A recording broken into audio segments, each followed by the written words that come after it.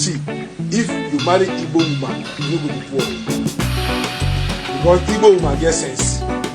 If you marry Igbo man, you no go be poor. Igbo man get sense. I say they are faster than time. These people, Igbos, they are faster than time in this world.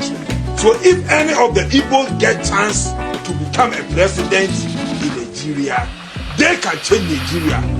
One time, they will change Nigeria because the Igbos say, when you go into details about them, where they from, when they enter this world, or they can't reach, or they enter Nigeria, that when Kama tell me about this people, they are rich already.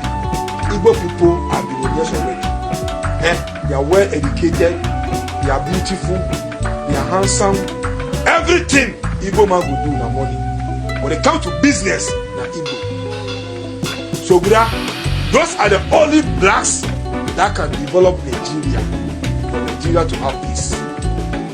So if Nigeria wants to develop, they should vote for an Igbo man. So that Igbo man will move Nigeria to the next level because they are faster than time in this world. Any question you want?